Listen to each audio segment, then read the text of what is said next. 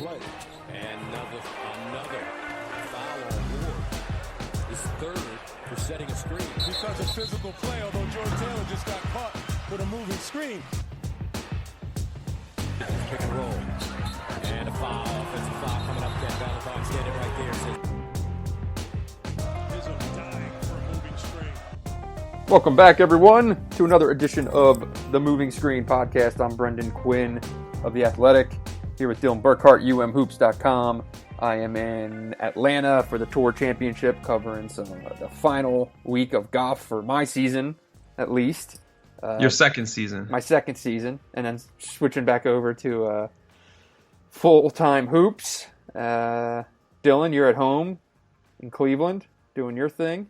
88 degrees and sunny, enjoying the summer. 77 days till college basketball season. Wow, you were on it. Is that the official John Rothstein count? Yeah, I cannot be. I'm never going to look this up. I can just look up his Twitter feed. That's right. 11 weeks. Man, it's going to fly by, I'm sure. What are you looking forward to most for the college basketball season? What on earth Juwan Howard's offense and defense look like, because it's a lot of uncertainty right now. It is. So before we get into today's topics, this is a Michigan episode of the Moving Screen. But before we get down to business here, just a reminder that if you want to support this podcast, make sure you subscribe to both The Athletic and Hoops. I got plenty of golf stuff going right now, but also dropped a very lengthy preseason preview, state of the program on Michigan that is now live on the site. You can deep dive into that thing and get geeked up for hoop season on August 20th. What else would you rather do? Dylan, what do you have going on the site? So I would say we're always sort of constant state of the program over here as far as Michigan college basketball goes.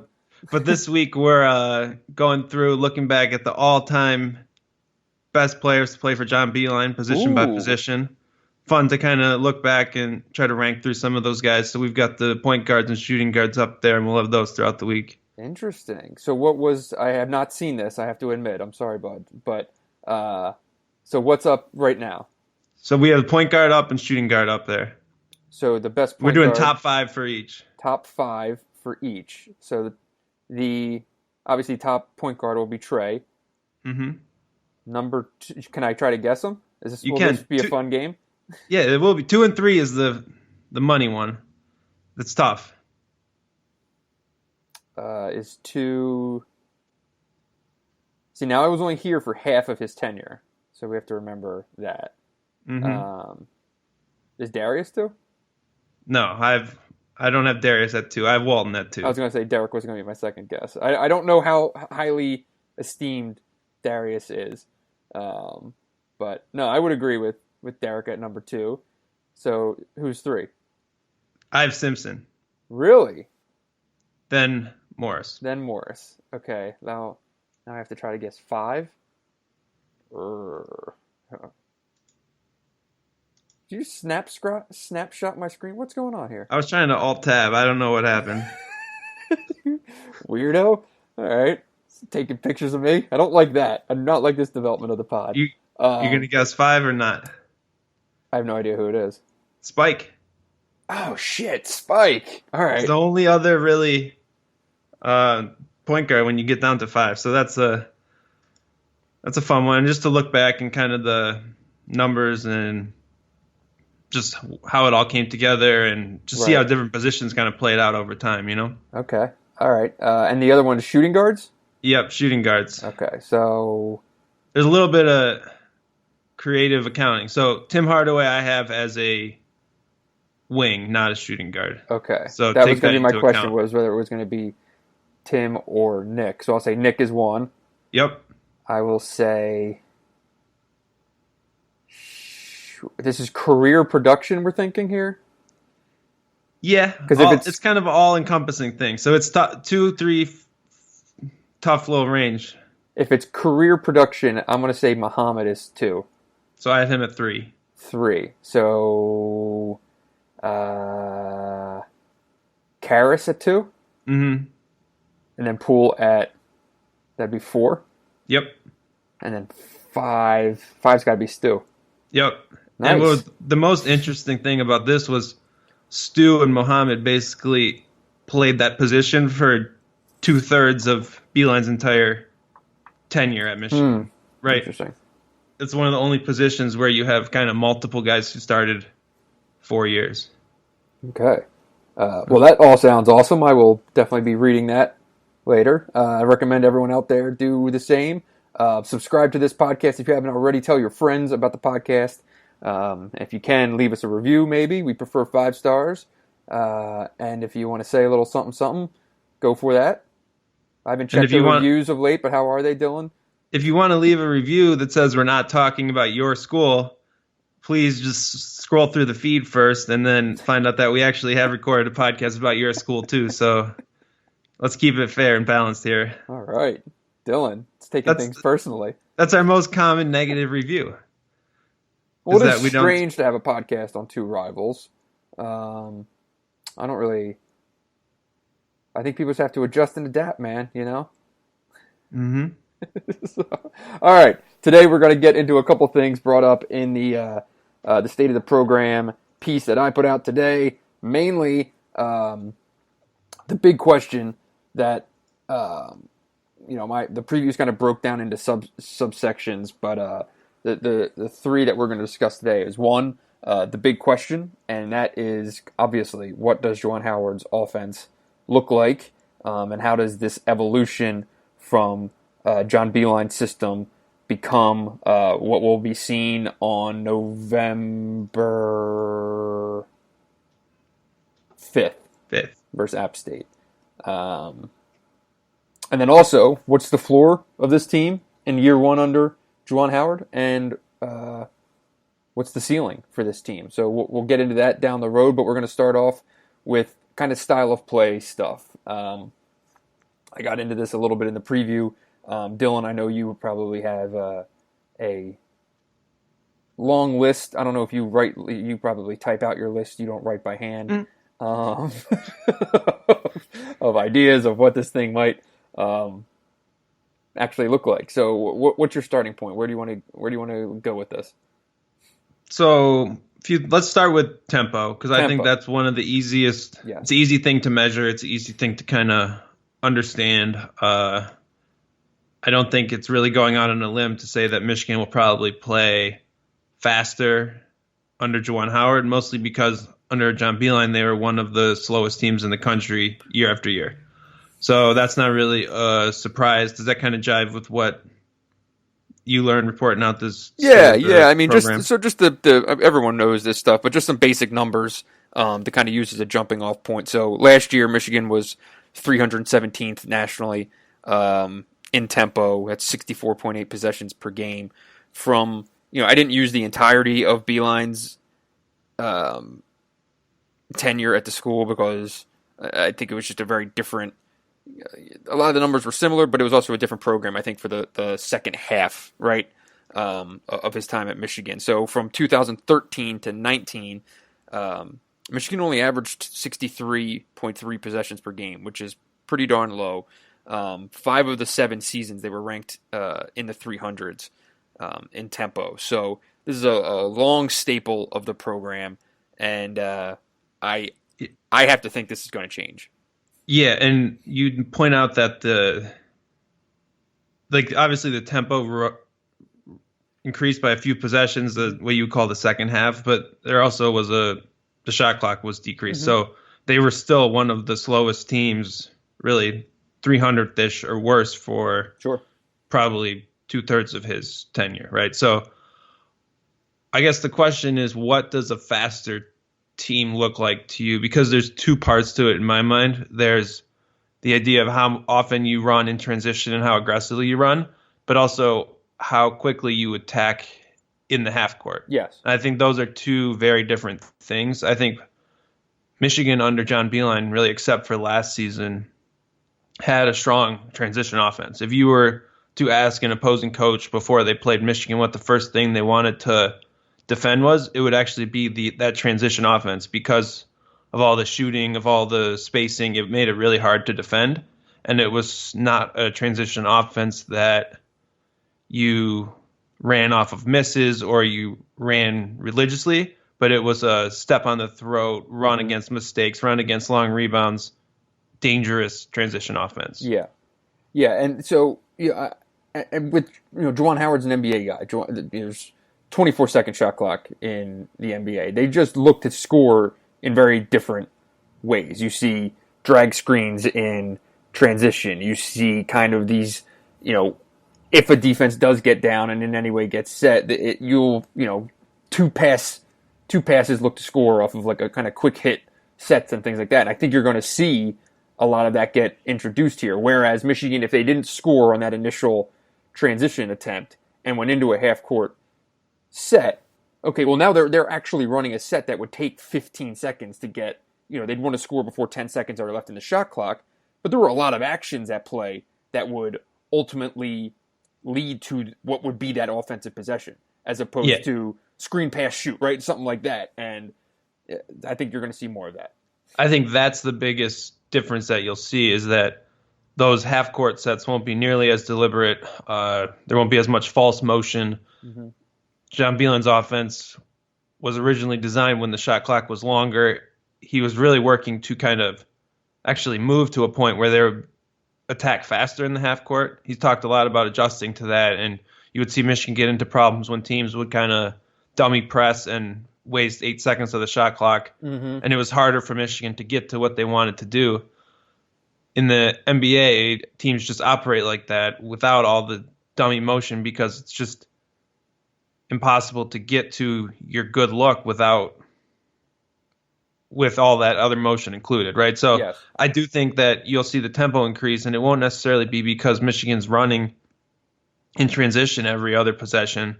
It will be because the half court is just more, not like simple and direct, more direct, I would say. Yeah, like, so I was told, and when working on this, I was told by someone over there that some of the actions that we're used to seeing will start and finish and look the same.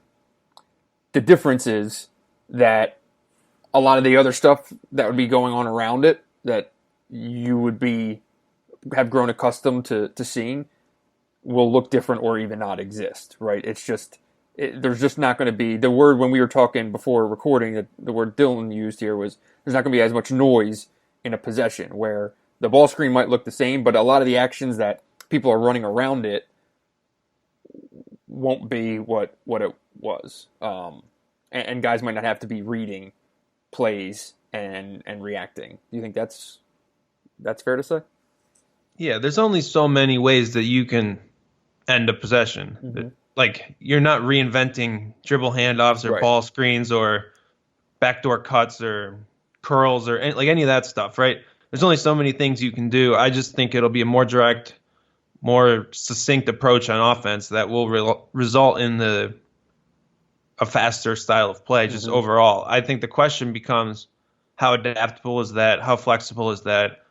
Part of what made Beeline's system so difficult to defend was that it was intricate, and that all that fake or dummy motion, it actually could be a play or a backdoor cut so it was sort of infinitely versatile. Whereas if you have a more simple direct approach, you can't necessarily counter off of it as easily, right? Yeah.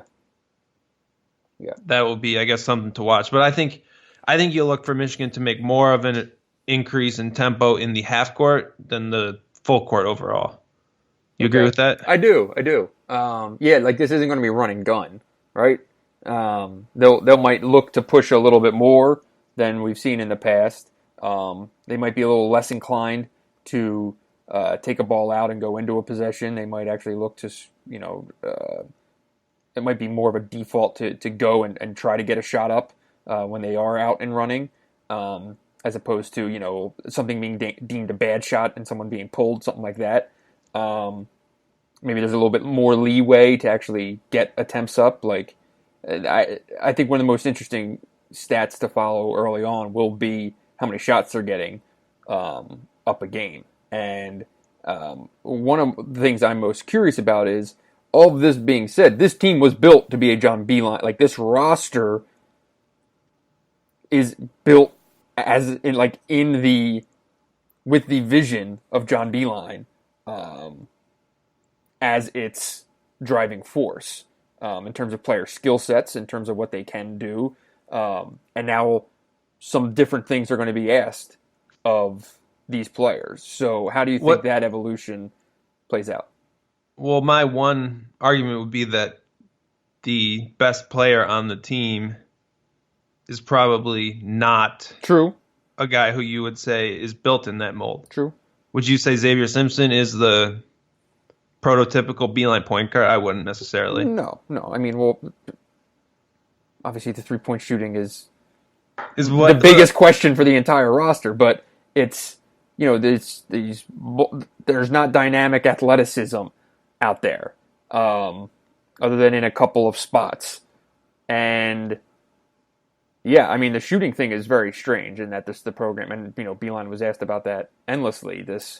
You kind of got, the roster kind of got away a little bit from what everyone always thinks of Michigan basketball as. But I think you get my point, though, of what this team was built to be and what it might be asked to be. Yeah, I don't know enough, I guess. So I don't think playing faster necessarily negates that. So what do you think that this group will be asked to do that they're not necessarily comfortable doing? Because that's right. Well, I wouldn't say comfortable. Comfortable is not the word that I would use. Best suited to do. But it's that, I don't know. I feel like this, there's not a lot of explosive scoring and going and attacking the basket and things like that on this team. And if you are looking to run a little bit more, or you are looking to, beat teams and get quick hit scores, or, be able to do something like exploit transition defenses with drag screens and go and attack the basket and blah, blah, blah, blah. Like, that's kind of a different makeup than this team has.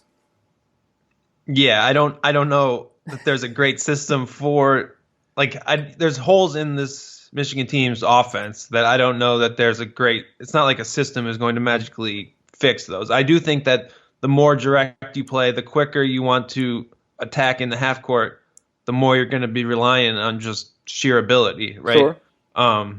Even just playing more possessions per game gives more opportunity for the team with the better talent to win out, right? Mm-hmm. You're increasing the sample size in that regard. So I don't know. I think it comes down to Zavier Simpson, really, because this team is going to come down to Zavier Simpson, and we don't really even know what pieces will fit in around him at this point, right?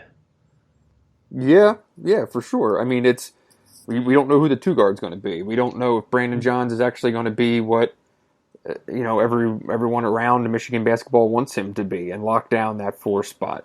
We don't know what the power forward is going to be asked to do. What kind of step forward is realistic for Isaiah Livers? How much of a step forward offensively is John Teskey ready to take? Yeah, you're right. The talent at the end of the day will have to dictate what they attempt to do. I don't think they're going to force, it's not going to be, okay, well, I don't care what you guys are capable of, we're running this. That is certainly not going to be the case. But to answer your question, if the half-court offense is going to be more reliant on, say, beating your guy and creating your own offense, mm-hmm.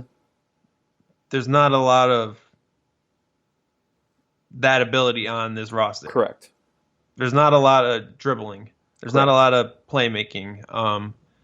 And last year we kind of saw an offense that was specially designed kind of to compensate for that in different ways. And this year it's kind of more of the same problem, I would say. Yes, I could certainly see that being the case. The spacing is going to be always a question as long as you have a 30% 3-point shooter handling the ball 60-70% of the time. But so much of this. This is overly simplistic, but I've brought this to a couple people over there and didn't really get too much pushback when I did propose it. The idea that the ceiling, like how good this team can be or how bad its struggles can be, a lot of it directly probably relates to how good can Isaiah Livers be, or is he just what you've seen, which is primarily a standstill shooter and maybe an occasional slasher. So I would put it kind of this way. Do you think there's a better chance that someone on the roster other than Simpson emerges as a guy who can be a reliable playmaker and ball handler? Or do you think it's a better chance that you can find 3 players at the 2-3-4 that can shoot 40% from 3 and just space the floor around Zavier Simpson? I think there's a better chance of a guy like Livers doing a lot of things that we've never seen him do before. Okay, because we've barely seen Isaiah Livers dribble. I know. So he could improve a lot and not be a guy I would call a secondary playmaker. So that's a really big swing if he can emerge in that role. I think they want and need him to be a secondary playmaker is what I'm saying. And that will be the first option of how to get to where we're talking about. And do you think there's more likelihood of 3 people stepping up and becoming reliable 3-point shooters who are going to be... Well, Livers is one. Yes. Career 40%. Mm-hmm. I think that Franz Wagner is one. Maybe. And I think you can get enough. Maybe Johns can shoot 35% from 3. Maybe. I mean, you're talking about we haven't seen Livers dribble. We haven't seen Johns execute in a possession. Let alone make 35% of his threes. How many threes did he make last year? Did he make any? I don't think so. Yeah. The point is that someone shooting 35 to 40% from 3 to go along with Wagner and Livers seems more realistic than Livers turning into a... I mean, if Livers can do what you're talking about, all of a sudden he's a first-round draft pick, potentially, I would say. I mean, I just don't know how I think it's way more of a jump to think that all that shooting can arise. And I know that, every year it's so easy to focus on what is lost statistically, and you can just subtract numbers and make it look like a dire situation, right? And then suddenly at the end of the next year, well, those numbers were replaced. That is the way basketball typically goes. That said, losing Poole, Brazdeikis, Matthews was basically the bulk of the team's 3-point shooting. The returners that are coming back shot something, I forget the number that I had. It's like 32%. The entire roster that's coming back combined to shoot 32% on threes last year. That includes Isaiah Livers, who led the Big Ten in shooting threes.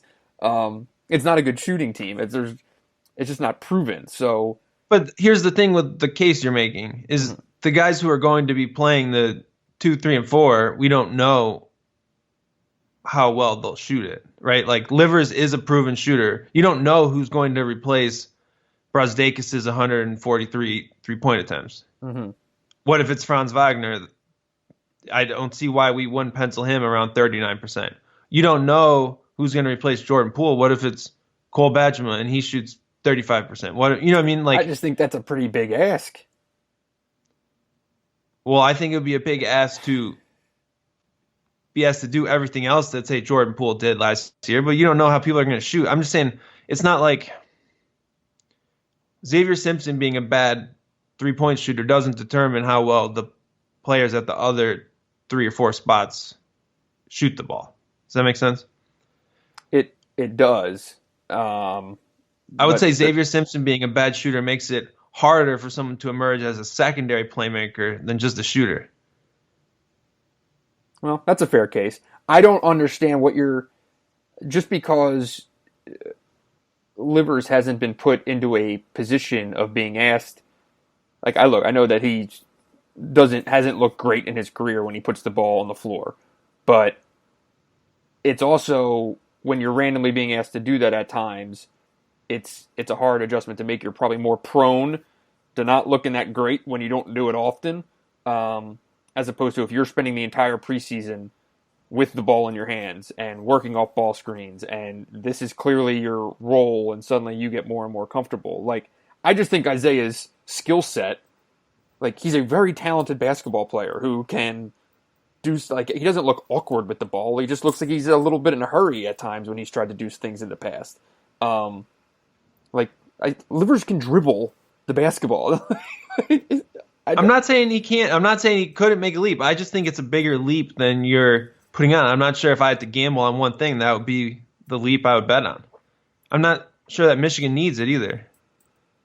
Oh, I do. Who would you say was good?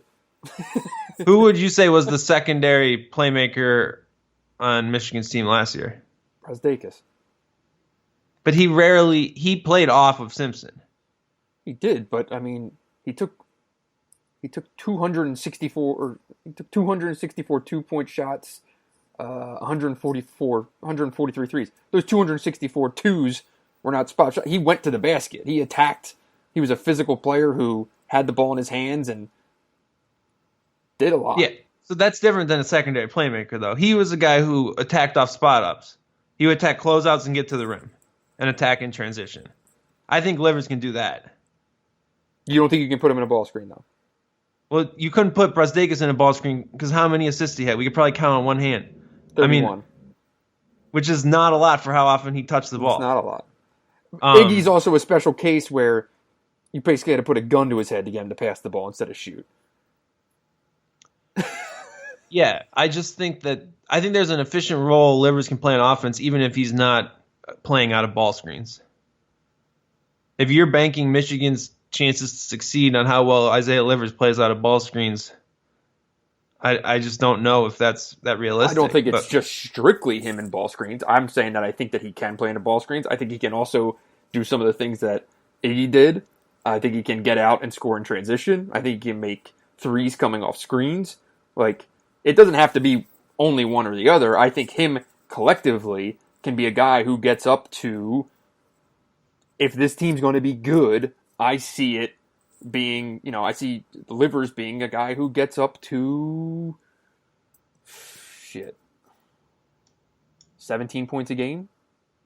That's a big number, but you know what I mean? But he'll be scoring, and even if he just shoots 3-pointers, he'll be scoring 14, 15 points a game. I don't have an argument in that. He can just literally, if you just take what he did last year and play 80% of minutes instead of 50% of minutes, he'll be there. Sure.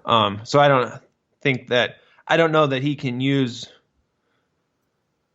So last year he used 16% of possessions. I don't know if he can get that up to 25% where Brazdakis was last year. But this is also a point that Sadi made to me when we talked for an hour over there. Was you also have to remember Isaiah Livers was, as a freshman, very clearly behind Charles Matthews, Duncan Robinson, and as a sophomore, very clearly behind Iggy Brazdakis and Charles Matthews.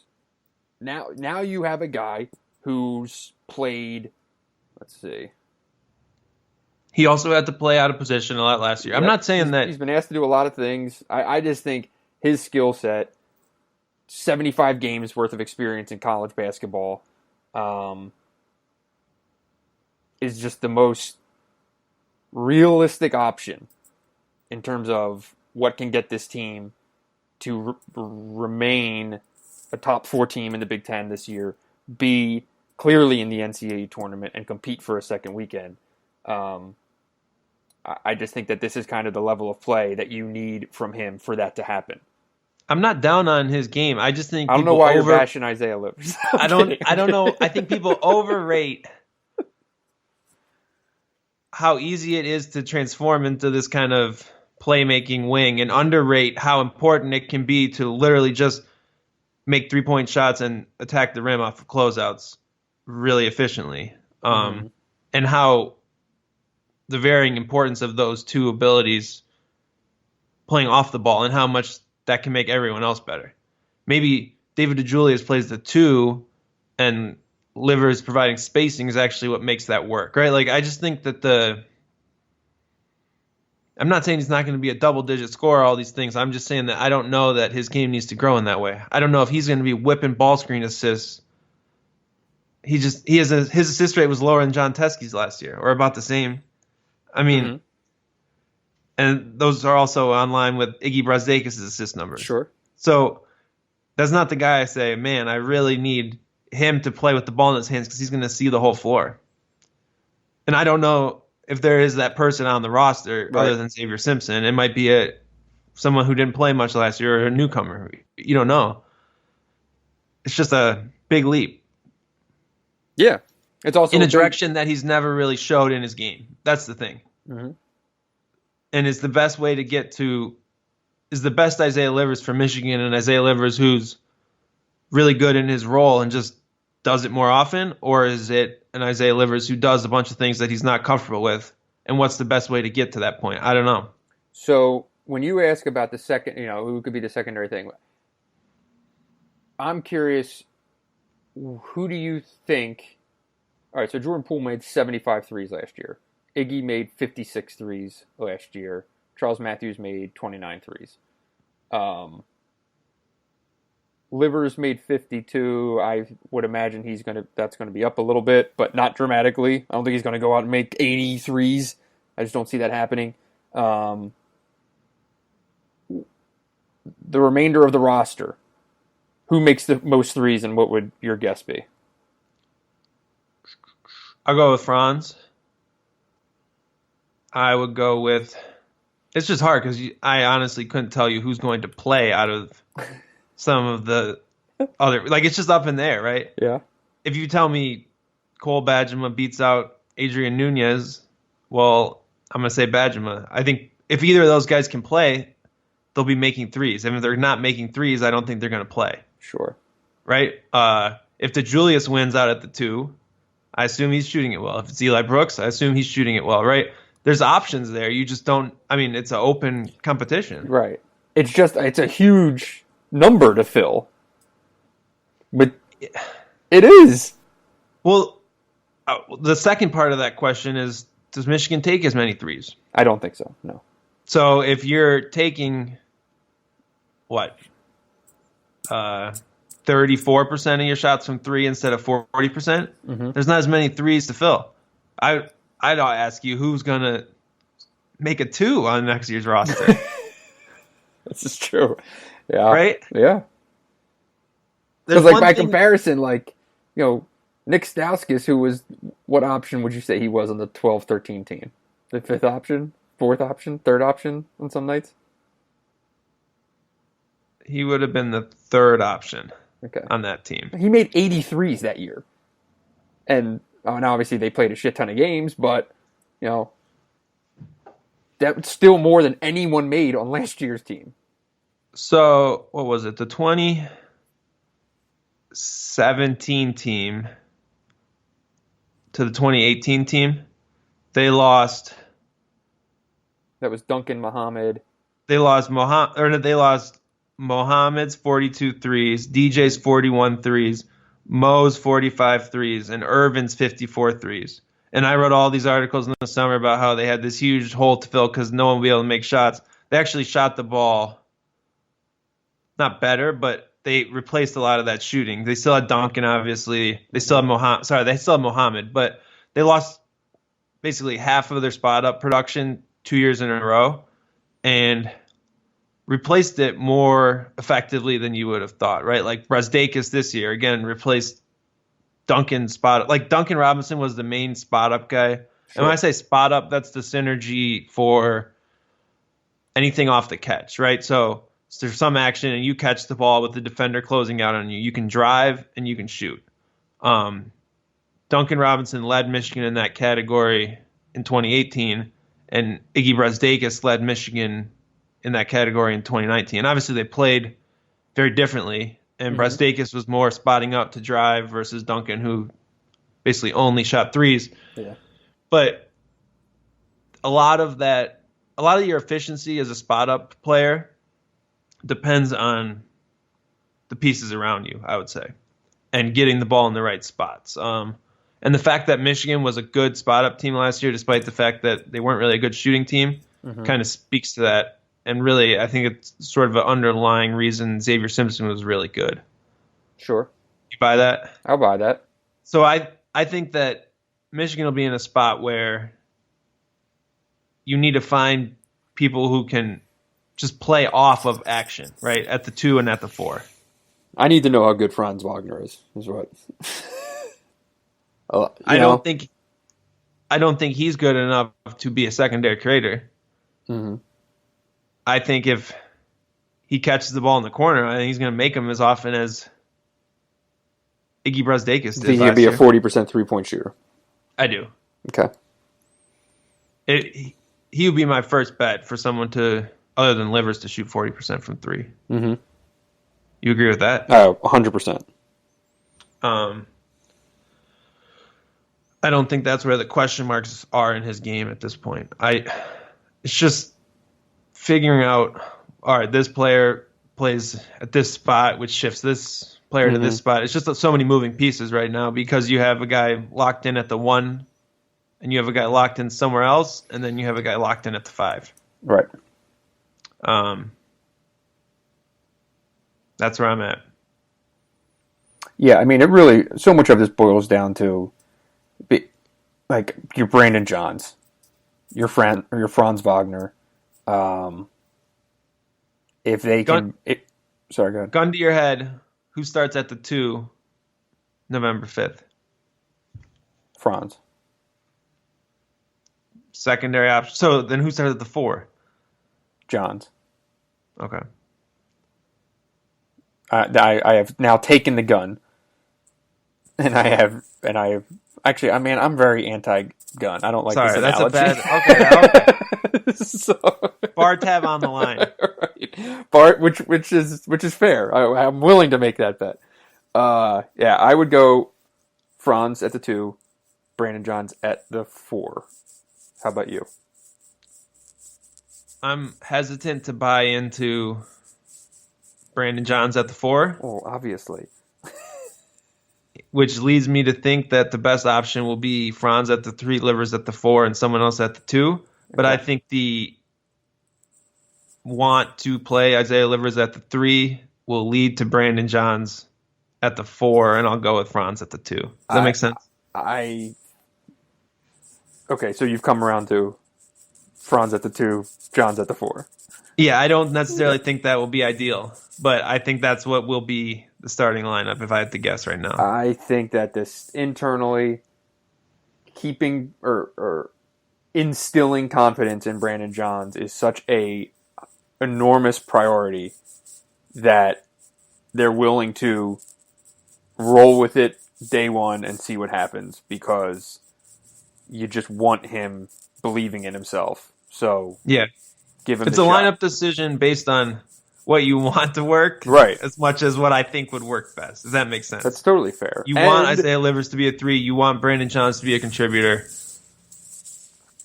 Let's go after it. Any other that's where I kind of see it right now. That's the ideal want.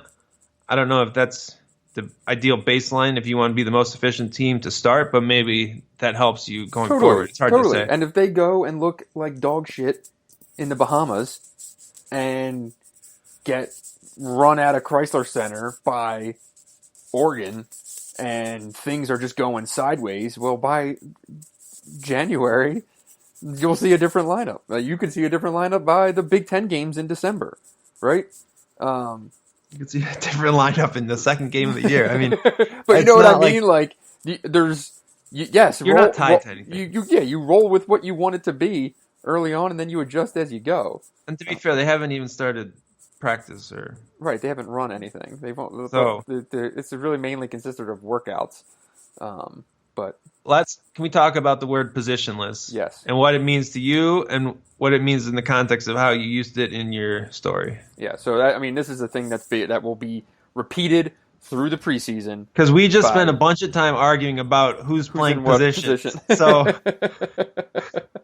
yeah, I mean, it was said to me, it's been said to me inside. It will be repeated through the preseason. This idea of Michigan's going to play positionless basketball. End of the day, your skills are going to determine where you are on the floor, and that's basically what your position is. So, I always think that the idea of positionless basketball at the collegiate level is a recruiting tool, more so than anything. We play positionless basketball. You can come here, we're going to put the ball in your hands, and you get to do whatever you want. Da, da, da, da, da, da. Yes, because we talked about this on another podcast, I think. Everyone under 6'6" thinks they're a point guard. Everyone over 6'6" thinks they're a 3. So if you tell everyone they're playing the same position, they just roll with it, which is ridiculous on its own merits. But what does that mean? Does positionless mean something to you offensively, defensively, as far as when it's talked about as style of play? Or is it just I think if you have Michigan's realizing how to recruit? If you have multiple guys who can play out of ball screens, then part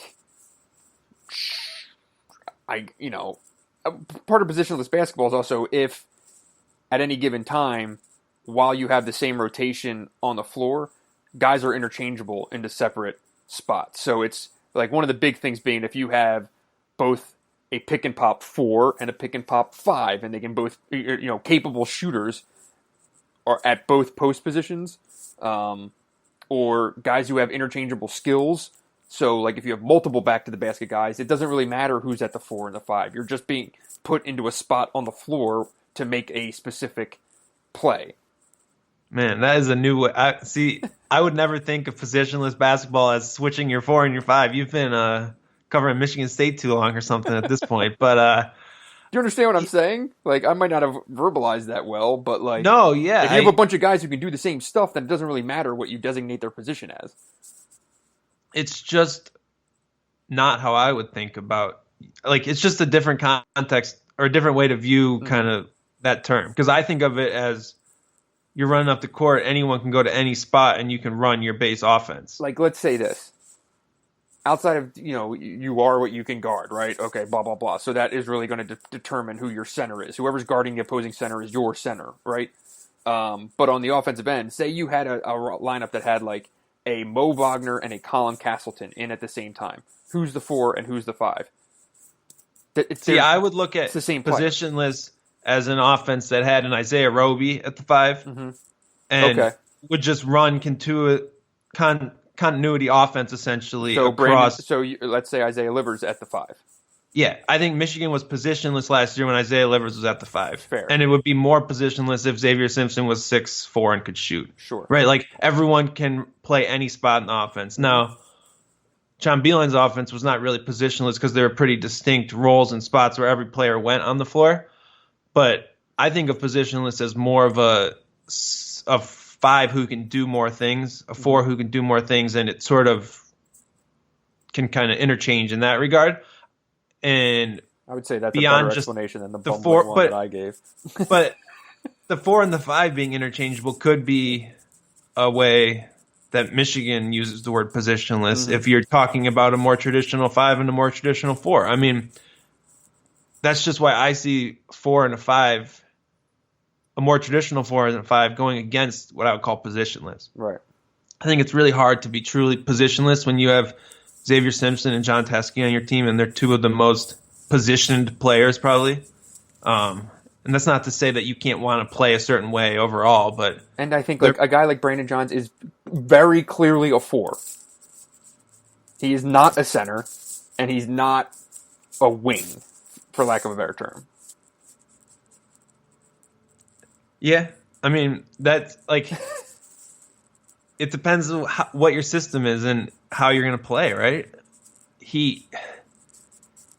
DJ Wilson was not a 5, but Michigan was really good when he played the 5. Sure. Right. I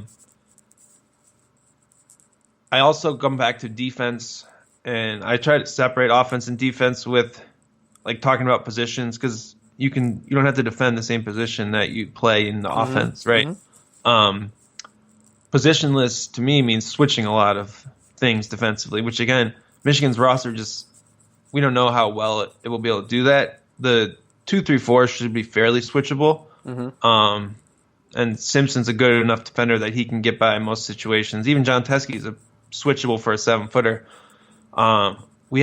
He's great in recovery. He knows defense. what he's doing.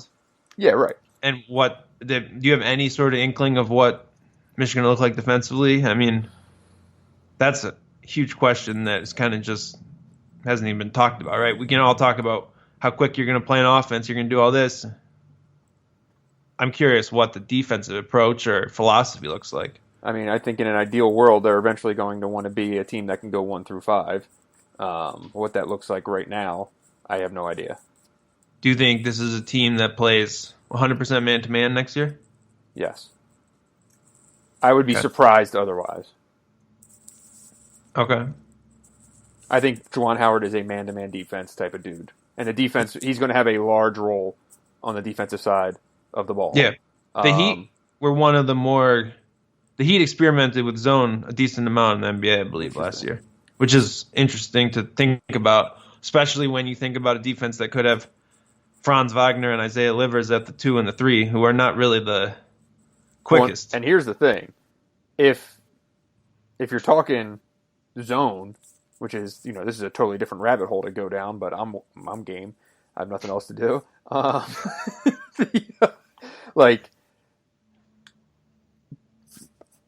I would put Brandon Johns at the 5, and maybe you could put a guy like Brandon Johns at the 5 in a zone, right? I think one of the biggest detriments that him playing the 5 last year was defensively. It was a disaster.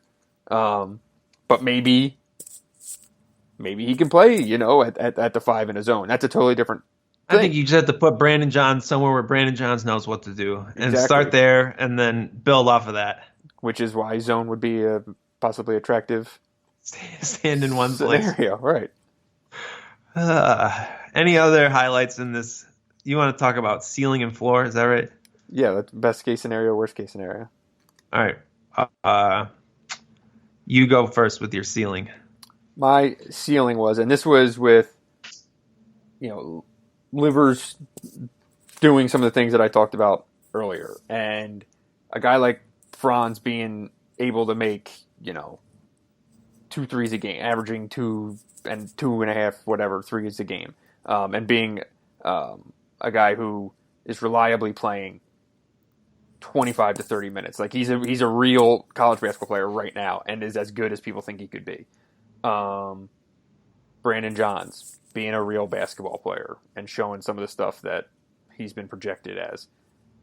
I think a top 4 or 5 finish in the league is a reasonable projection if those things happen, and a return to the NCAA tournament, a decent seed, and compete for the second weekend, I think is the ceiling if a lot of dominoes fall in order for this team.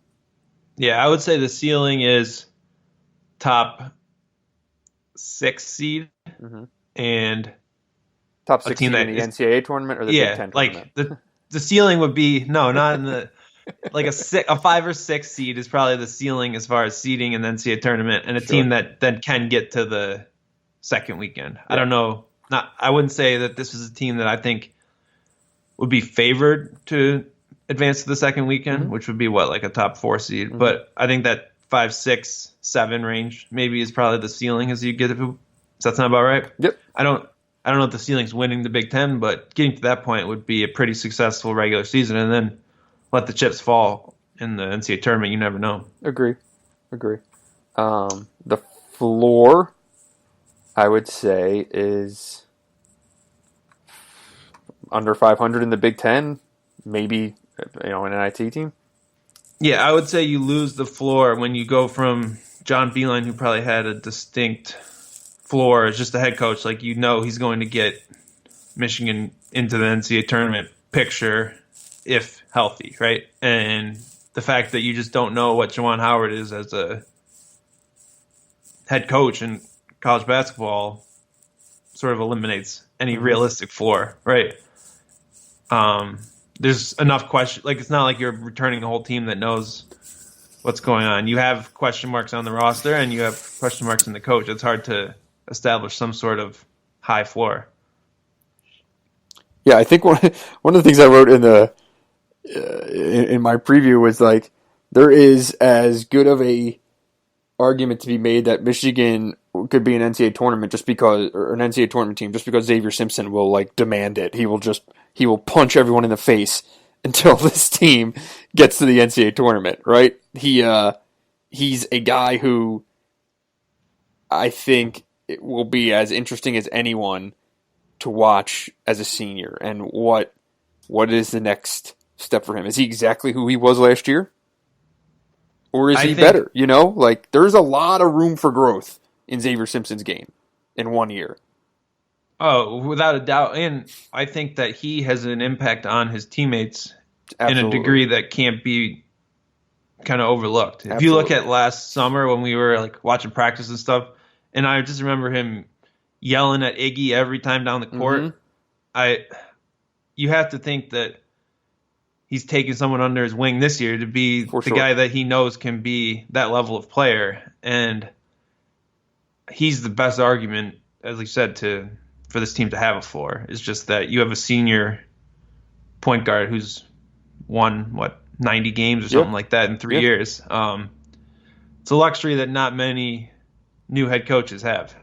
Yeah, and you have, 3 proven high-level defenders. You have 3 starters who would probably be top 20 Big Ten players. Sure. I wait until the official Hoops Inside the Hall player ranking. Coming soon. Which is soon. Always an easy piece of bait to pick apart. I look forward to doing so. We've been on a rough stretch lately. We've had some really bad picks in our top 25 over the last few years. Can't win them all, though. We might have to have an episode where we have Alex on. And we can go through the list. And I just air all of my grievances on your guys' list. All right. That'll be a good crossover pod right there. So, biggest reason that Michigan reaches its ceiling. Like, I guess, who's the X factor in that regard? You listed everyone a second ago when you were talking about your ceiling. Yeah. What if you can only pick one person to overachieve? One person other than Simpson, Teskey, or Livers, who could elevate Michigan's ceiling the most? I mean, it's Franz, clearly. I mean, for all we know, he's a all Big Ten freshman guy and can go out and average 13 points a game and is a legit pro prospect and is, stretches the floor with the threes. And I like his ability to get out and play in the open floor. The brief stuff that I saw from whatever the hell that tournament was, I like FIBA Euros. I like the way he gets out there, and I think that he can be that kind of weapon that we were talking about way back in the beginning of this episode when we were talking about them picking up the pace and actually getting easier baskets in transition. I think, him as a trail shooter and him as a guy who can go and finish at the basket, he could be way better than we are projecting here. And if he's a dude who goes out and is scoring 14 a game, shooting 40% on threes, okay, well now you're talking. Yeah, I watched all his video over there, and I also saw Jonathan Gavoni tweeted about it a little bit, and his take was basically that he's not a one and done guy. Mm-hmm. That he, just from watching him at that event, that he obviously needs some seasoning. What really stood out to me was that he's not ready to be the best player on a team. Mm-hmm. He couldn't carry that team at all, but I think he really could look very good in a complementary role. And Michigan is really a great spot to add someone in a complementary role. That's what you need, is an elite complementary player at the 2 or the 3, wherever it is. Absolutely. So that's kind of that Levert on the 14 team. Yeah. Feel. You know what I mean? Yeah, even if it's just Matt McQuaid on Michigan State last year. Sure. Offensively. Sure. A little more advanced than that, but a mix of Matt McQuaid and Iggy Brasdeikis. Right. That's how I would but on that team that had the point guard who had the ball in his hands all the time, Derek Walton. The best player was Nick. Levert was really good on that team. I completely understand, but I'm saying Nick was the Big Ten player of the year that year. Derek Walton had the ball in his hands most of the time. Glenn Robinson was obviously getting his. Glenn Robinson probably took that as many shots that year as Isaiah Livers will take this year. If Livers might take more. If Franz Wagner can be Caris LeVert, of course, I'm just saying that's a big step. I know, and that's what I'm talking about. You asked me who would be like this. I'm not saying he's going to be an second team All Big Ten player, which I believe LeVert was that year. He was. but like that would be the ideal role for him to be in. Yeah, he'll have to do that without a player who has as much gravity as Stauskas did that year. I mean, LeVert averaged 12.9 points a game that year. It wasn't like he did a lot, and he became an NBA prospect. But let's not act like he was. Okay. Stauskas averaged 17.5. Yeah, it was easy for, and that was a team that won 28 games. I mean, it was a great basketball team. Exactly. Because of those 4 pieces.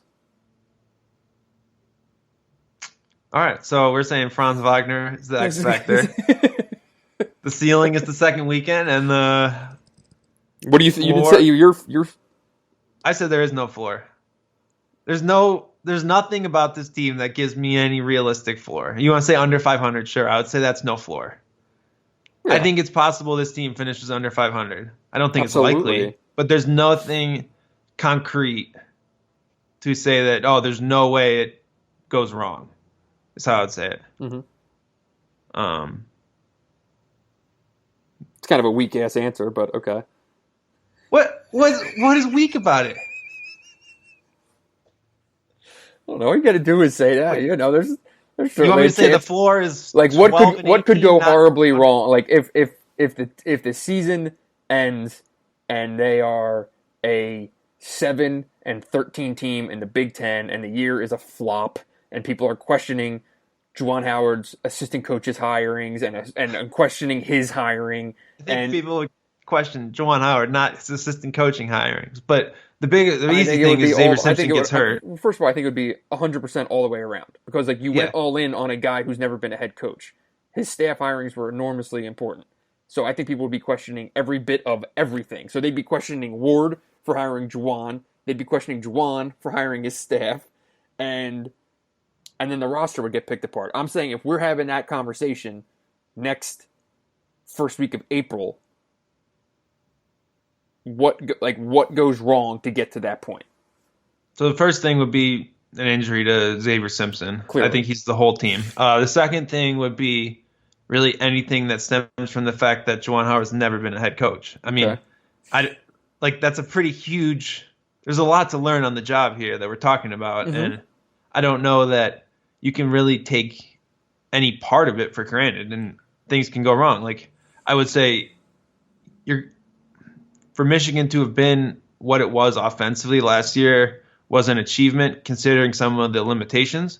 So I would say most likely to implode would be the offense. Mm-hmm. Like, can this team score enough? Can you figure out a way to make the pieces work around Zavier Simpson? That's where I would say is the biggest potential issue going wrong. Right. Yeah, I'd say if it devolves into if Simpson is put into a spot where he, has to be taking too many shots a game, right? Or Isaiah Livers doesn't, in fact can't dribble, right? And it is a mess. They have no one else who can play out of a ball screen. If John Teskey, is not a guy who can really play with his bat to the basket, maybe as much. He didn't as talk about that one. There's a lot that can go wrong. If Franz is a guy who needs a full year, right? If he's his brother as a freshman, when Mo showed all these glimpses, but for the most part was completely lost and was a major defensive liability, you couldn't keep him on the floor. That could happen. That's not out of the realm of possibility. If Brandon Johns is the same Brandon Johns as last year, that would be an absolute mess. This team could be going from us sitting here talking about all these pieces they have to being like, well, there's no depth. Yeah, you need enough of the up in the air pieces to prove out that they can provide that depth, and we just don't know. It's just I can't think. Can you think of any teams that return 3 such known quantities and just have everything else kind of up in there? It's sort of a weird balance, right? Where it's not that it's all freshmen coming in, it's that it's these returning pieces who just didn't play. And I don't know, I'd love to see like a lot of times you see there's a lot of studies that say teams that just run it back the next year generally kind of underachieve or don't improve as much as you would think. So the good part, I think it is good for Michigan that you're bringing in new pieces. It's just up in the air that why didn't they play last year, right? I mean, that's what it's going to come down to. I would think back to the 15 team. Now, granted, LeVert got hurt, and things went kind of sideways, but the only real knowns on that team were Zach, Derek, Karras. Yeah, and that team was relying on freshmen in a way that this team is not really going to be. That's like the big difference, right? Yep. What makes this situation unique is that the question marks are guys who have actually been on campus for a year that we just have no idea really anything about what they can do in a actual college basketball game. Yeah. Which is kind of surreal to say in August before their sophomore year. That is true. Other than that, yeah, I mean, 3 like upperclassmen. I can't think of anything quite like that. Certainly, any Michigan parallels. Closest I have is the 15 team, which was obviously showed the possible difficulties. But do you want to talk about Teske and back to the basket stuff before we get out of here? Yeah, I know you brought it up in your story again. I don't know that's what's best for Jon Teske, but do you think that, to what extent do you think that Jon Teske playing with his back to the basket is going to be a part of this Michigan offense in 2020? I think he will be, I don't think it's going to be a first option. I don't think it'll be a second or third option. I just think it will be something that you see, especially when they do get into half-court possessions, that the ball will go there. Now, it might not always end up as a shot. You can run stuff off of him, and he is, as we've talked about on the pod, he is a good passer. He can pass over defenses. So, it's not like the ball goes down there and it's a black hole. It can come back out, and that's a important distinction when you talk about guys who get the ball with their back to the basket. Pour one up for Nick Ward. Yeah, I was going to say that being the perfect example. But it is one of the stats that I'll just kind of spit here real quick on this is so Teske as like a high level 3-point shooter is I don't fully buy that. Like in terms of him as a scorer, him producing points, I don't think like pick and pop threes is necessarily like this big great option. I disagree. So he made 3 or more threes 3 times. He combined for 9 of 14 threes in 3 games. That's Nebraska, Minnesota, Northwestern. In the other 34 games Michigan played last year, he was a 22% 3-point shooter. He went 14 for 63. It's not, but what was not a he high in percentage what was he in the non-conference? What do you mean? He shot really poorly. So you can pick apart shooting. You can come up with any argument you want with shooting stats. If you pick apart different samples and you take out the 3 games when he did make his threes, of course. You could do that with any player. If you take out their 3 best games, he was a 22% shooter for the vast majority of the year. And Jordan Poole was like a 28% 3-point shooter in January, February, and March. It was one of the fatal drafted as a shooter. It was one of the fatal flaws of that team too. Here's my point: is I think giving up on Jon Teske as a 3-point shooter, it is not that Jon Teske is going to go and make 40% of his threes this year. I don't think they're going to test. I'm just saying that I don't think Jon Teske as a volume 3-point shooter is necessarily a great option if you're looking for points from him. I think you can get points from him in other ways. Jon Teske as an average 3-point shooter opens up offense for Jon Teske as a good roll man to the basket. That's what you have to account for when you're looking at his 3-point shooting. It's not that he's going to make every one. It's that the added threat makes the other things that he can do more valuable. The hard part for Teske playing out of the post hasn't been what happens when he gets the ball in there. It's that he's not nearly aggressive or comfortable enough establishing position and getting the ball. He also hasn't been asked to do it. There were times There were times last year where Michigan was dealing with switching, where they clearly have talked for weeks about wanting to get into the post, and Jordan Poole took a lot of that blame, but John Teske was not great at pinning a guard on his back and establishing position. Mm-hmm. Not in the way that players that say Michigan State do, right? Like, he's not natural in that regard, and maybe Juwan Howard can help him with that. But that, I think, is the biggest first step to getting him the ball, is that he has to be good enough to carve out that space and create space and demand the ball, not just kind of stand there and hope for the ball. Yeah. I didn't pick up any indication that they were like, this is going to be our thing.